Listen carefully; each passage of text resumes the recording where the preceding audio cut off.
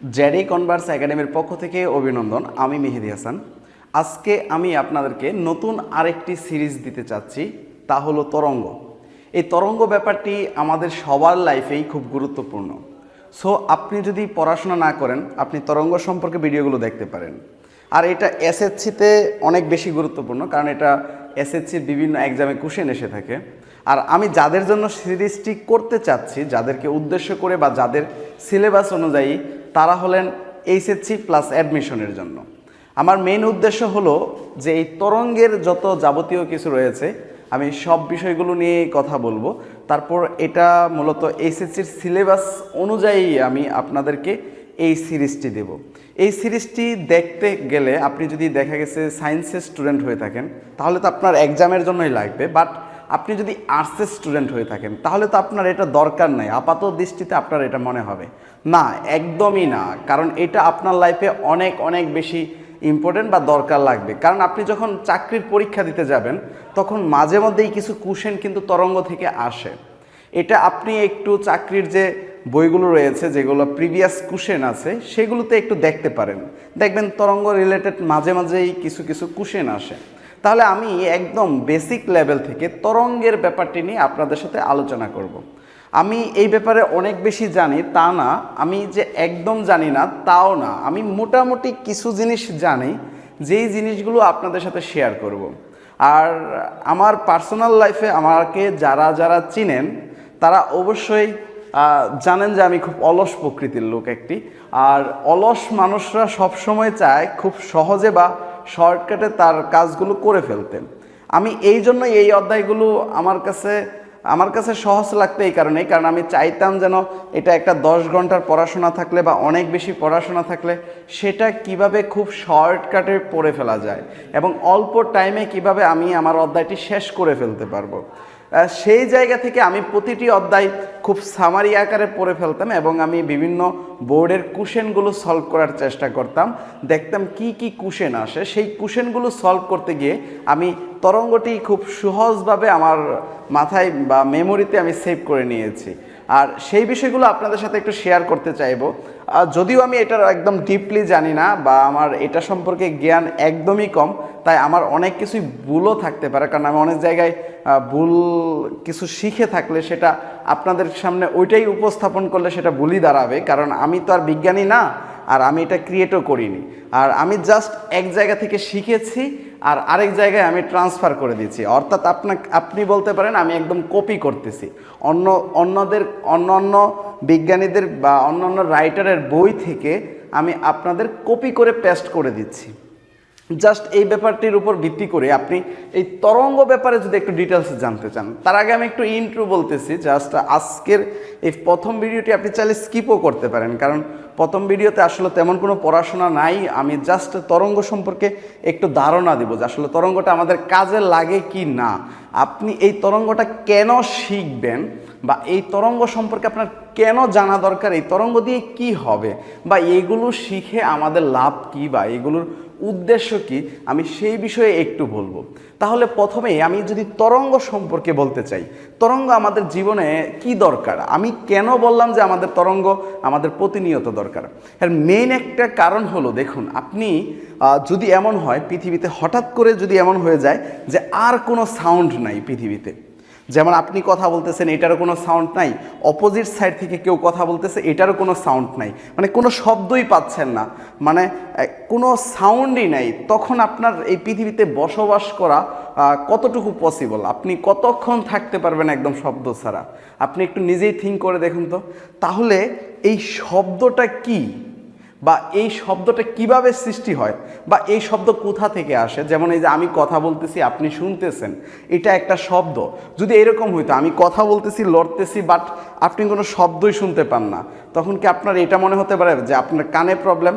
ওইটা ছাড়াও কিন্তু আরেকটি প্রবলেম থাকতে পারতো, যে শব্দটা আপনার ওই পর্যন্ত যায় না, হঠাৎ করে একটা প্রবলেম, যন্ত্রাংশেরও প্রবলেম হতে পারে, মাধ্যমের প্রবলেম হতে পারে। যেমন যন্ত্রাংশের কী প্রবলেম হতে পারে, আপনার কানে প্রবলেম থাকতে পারে, এই জন্য আপনি আমার কথাটা শুনতেছেন না।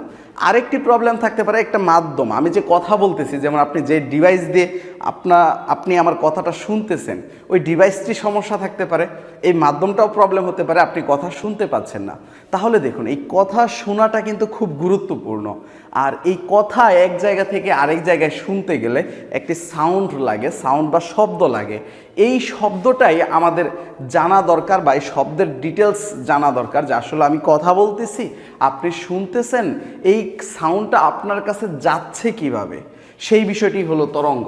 এই তরঙ্গ সেই বিষয়টি যে আমি ডিরেক্ট বলে ফেললাম এটা বলাও ঠিক হবে না, কারণ তরঙ্গ হলো এক জিনিস, শব্দ হলো আরেক জিনিস। আমরা যদি কিছু মৌলিক শক্তি সম্পর্কে জানি, এর মাঝখানে কিন্তু একটা শক্তি হলো শব্দ, আমরা যেটাকে শব্দ শক্তি বলে থাকি।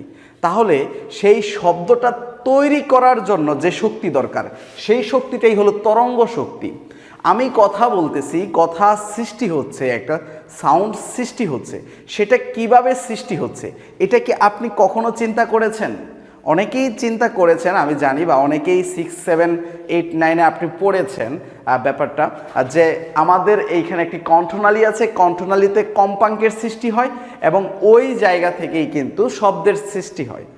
তারপরে এই শব্দটা আর অন্য জায়গায় অন্যভাবে সৃষ্টি হতে পারে, বা আপনার হাত থেকে যদি একটি বাটি পড়ে যায়, দেখবেন বাটিটা যতক্ষণ পর্যন্ত কাঁপতে থাকে ঠিক ততক্ষণ পর্যন্তই সৃষ্টি হয় শব্দের।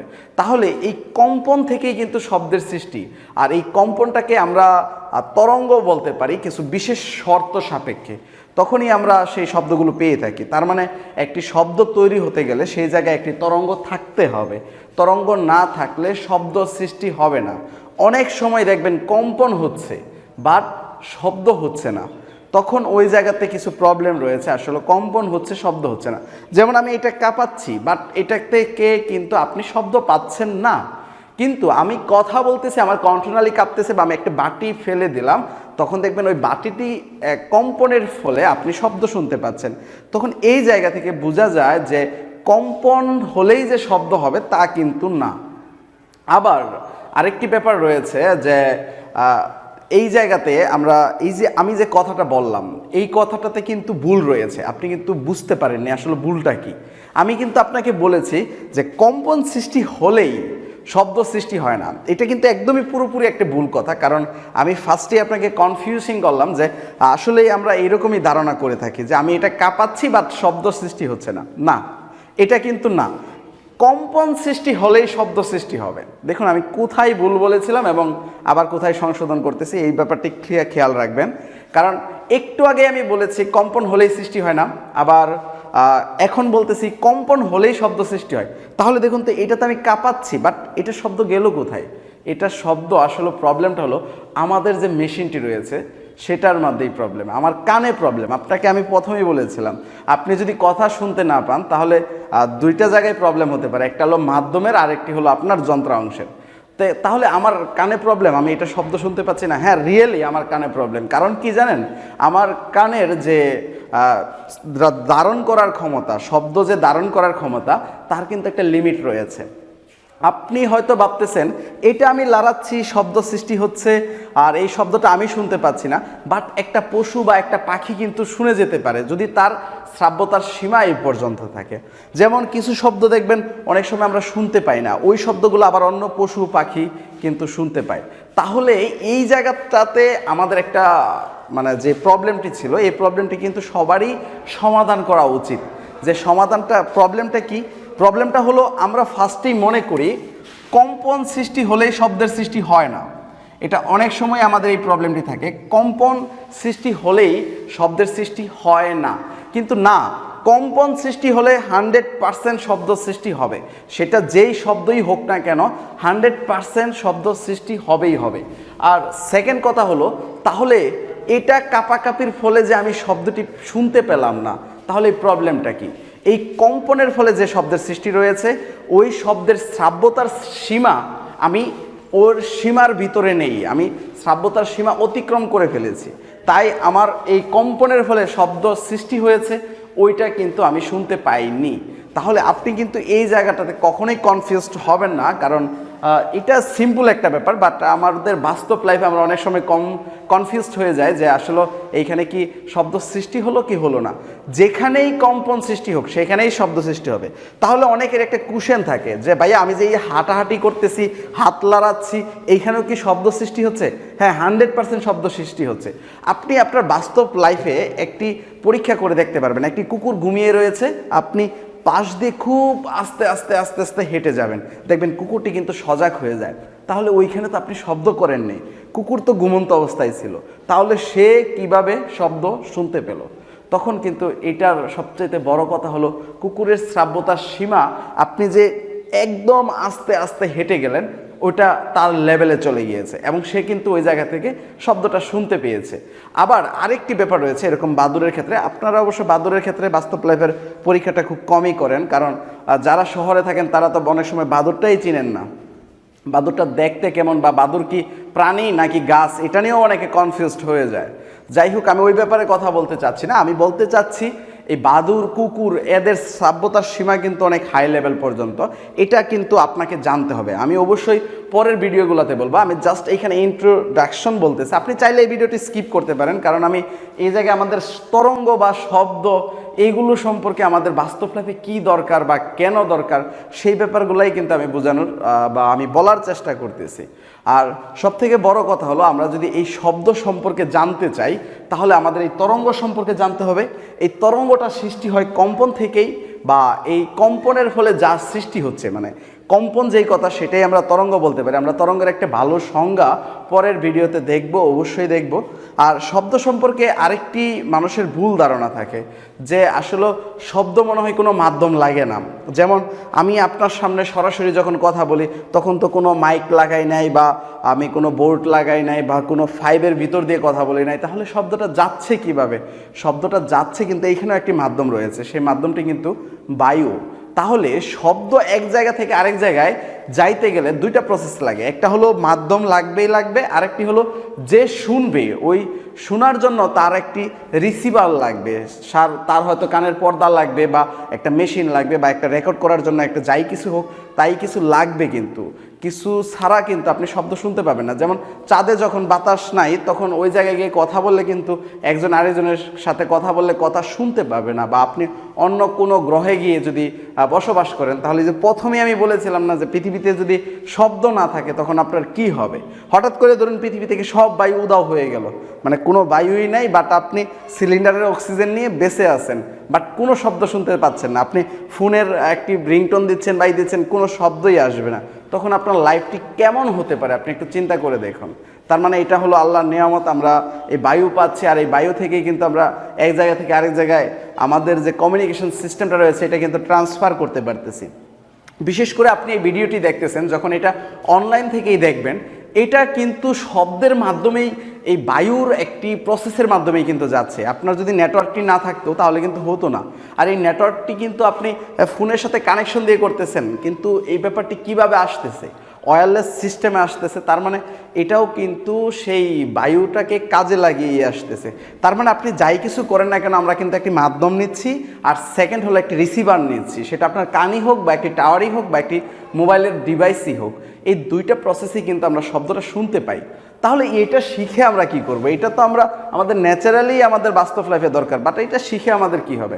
হ্যাঁ, এটা জানা দরকার এই কারণেই, যদি আপনি কখনো কোনো দিন কোনো ইলেকট্রিক ডিভাইস ক্রিয়েট করতে চান এবং তাতে যদি ধারণ করতে চান, বা আপনার একটা জানার ইচ্ছা হলো আপনার মোবাইলটি কিভাবে আপনার কথাগুলো রেকর্ড করে রাখতেছে বা কি রাখতেছে, এই ডাটা সম্পর্কে যদি জানতে চান, বা শব্দ এক জায়গা থেকে আরেক জায়গায় যাচ্ছে, বা আমি কথা বলতেছি আপনি কথা বলতেছেন, এই দুটি কথা একসাথে হয়ে কি হচ্ছে এই ব্যাপারে যদি ডিটেলস জানতে চান, তাহলেও কিন্তু আপনার এই তরঙ্গ সম্পর্কে জানতে হবে।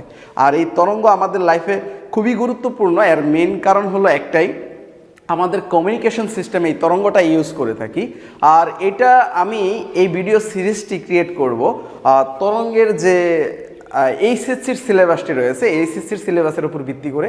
আপনি যদি 9-10 হয়ে থাকেন তাহলে আপনি যদি এই ভিডিওটি দেখেন তাহলে আমি শিওর আপনি অনেকটা অ্যাডভান্স হয়ে যেতে পারবেন। বিশেষ করে এসএসসির যত প্রবলেম রয়েছে আপনি খুব সহজে করতে পারবেন। আর যারা অ্যাডমিশন দিবেন তাদের জন্য আমি কিছু শর্টকাট দিব এই অধ্যায়ের। আপনারা পাশে একটু ডিটেলস জেনে নিয়ে যদি শর্টকাটগুলো দেখেন, দেখবেন আপনাদের এমসিকিউ প্লাস রিটেনের যে অপশনটি আসে অ্যাডমিশনে, আপনাদের আশা করি এই অধ্যায় সম্পর্কে ক্লিয়ার ধারণা হয়ে যাবে। তাই আপনি এই ভিডিওটি আমার ইউটিউব চ্যানেলের প্লে লিস্ট থেকে সিরিয়াল ওয়াইজ দেখবেন। আমি একের পর এক সবগুলো ভিডিও আপলোড করে দেব একদম ফ্রিলি। আমার এখানে কোনো কোর্স ফ্রি নাই, আপনি সম্পূর্ণ কোর্সটি কিন্তু একদম সম্পূর্ণ ফ্রি পাবেন। আপনি আমার ইউটিউব চ্যানেলের প্লে লিস্ট থেকে দেখে নিন। আমার একটি রিকোয়েস্ট আপনাদের কাছে, আপনারা আমার ওই সিরিজের ভিডিওগুলো শেয়ার করে দেবেন আপনাদের ফ্রেন্ডের সাথে। আপনারা আপনাদের ফেসবুকের টাইমলাইনে হোক বা ইনস্টাগ্রাম বা টুইটার যেখানেই হোক না কেন, আপনারা একটু শেয়ার করে দিন। এটাই আমার রিকোয়েস্ট। ভালো থাকবেন, সুস্থ থাকবেন। আমার সিরিজটি দেখার আমন্ত্রণ রইল। আল্লাহ হাফেজ।